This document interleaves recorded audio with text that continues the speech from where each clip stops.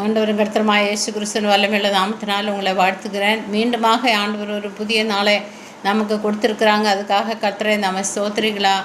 இன்றைக்கி நம்ம தியானத்துக்காக எடுத்திருக்கிறதே ஆவின் கனியாகிய 7வது கனியாக இருக்கிற விசுவாசம். விசுவாசங்கிறது சொல்லுவோம், எப்போதும் நம்ம கேட்குறதும் பிரசங்கிக்கிறதும் எல்லாம் தான். ஆனால் கிறிஸ்துவ வாழ்க்கையில் மெயினான ஒரு காரியம்தான் விசுவாசம்.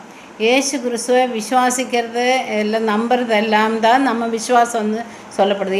விசுவாசிகளானீங்களா, நீங்கள் விசுவாசிகளானாக்கா நீங்கள் அப்படின்னீங்களா, ஞாசனம் எடுத்தீங்களா, அங்கே ஏசு கிறிஸ்துவை நம்புறதா விசுவாசம் வந்து சொல்லப்படுகிறது. இன்றைக்கு வார்த்தையின் ரூபத்தில் ஏசு கிறிஸ்து நம்மளுக்குள்ளே இருக்கிறாங்க. ஆதியில் வார்த்தை இருந்தது, அந்த வார்த்தை தேவனாக இருந்தது, அந்த வார்த்தை மாம்சமாகி நம்ம இடத்துல வெளிப்பட்டாங்கன்னு சொல்லி பார்க்குறோம். அந்த வார்த்தை தான் ஏசு. அதை அவரே நம்ம விசுவாசிக்கணும். அந்த வார்த்தையை நம்ம விசுவாசிச்சுட்ருக்கிறோம். விசுவாசம் கேள்வினால் வரும், கேள்வி தேவனுடைய வார்த்தையினால் வரும். கர்த்தராக இயேசு கிறிஸ்துவ விசுவாசி, அப்போது நீயும் உன் வீட்டாரும் ரட்சிக்கப்படுவீர்கள்னு சொல்லி அப்போஸ்தலர் 16ஆம் அதிகாரத்தில் நம்ம வாசிக்கிறோம். கர்த்தராக இயேசு கிறிஸ்துவ விசுவாசித்தால் நம்ம வீட்டார் அனைவரும் ரட்சிக்கப்படுவார்கள் அப்படின்னு சொல்லி. அப்போ அந்த வார்த்தை நம்ம வந்து ரட்சிப்புண்டாக வாயினால் அறிக்கையிடணும். ரட்சிப்புண்டாக நம் நீதி உண்டாக இதயத்தில் விசுவாசிக்கணும். அந்த ரட்சிப்புண்டாக வாயினால் அறிக்கையிடணும். ரோமர் 14:23 விசுவாசத்தினால் வராத யாவையும் பாவம். இயேசு கிறிஸ்து அற்புதங்களை செய்யும்போது நீ விசுவாசிக்கிறாயா, எனக்கு இது செய்ய முடியும்னு சொல்லி நம்புறீங்களா அப்படின்னு பல கேள்விகள். விசுவாசம் இல்லாமல் நம்ம எதையுமே அவரிடத்துல நம்ம பெற்றுக்கொள்ள முடியாது. கிறிஸ்துவ இதில் முதல்ல ஒரு விசுவாசம், அன்பு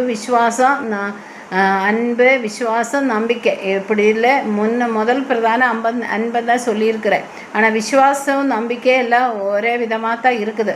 ஆனால் விசுவாசம்தான் அடுத்ததாக உயர்ந்ததாக நம்ம காணப்படுகிறதோ. விசுவாசத்தினால வராத யாவே பாவம். நீ விசுவாசிக்கலைனாக்கா அது ஒரு பாவமாக கணக்கிடும். நாம் விசுவாசிக்கணும். அதுக்கு தான் கர்த்தர் நம்மளோட விசுவாசத்தை அவர் பார்க்குறாங்க. தேவன் எல்லா மனுஷரும் முகத்தை பார்க்குறாங்க, ஆனால் தேவன் நம்மளோட இருதயத்தையும் விசுவாசத்தையும் நம்பிக்கையெல்லாம் அவர் பார்க்குறாங்க. விசுவாசத்தினால வராத யாவை பாவம். ஆனால் நம்ம விசுவாசமே உலகத்தை ஜெயிக்கிற ஜெயம். விசுவாசிக்கிறவர் இன்னாருன்னு நம்ம அறிஞ்சு கொள்ளணும். அவர் யார்? அவரே நம்ம விசுவாசிக்கிறதுக்கு அவர் தகுதி உள்ளவராக இருக்குதா? விசுவாசத்தை தொடங்கினவரும் முடிக்கிறவரும் எல்லாம் அவர் தான்.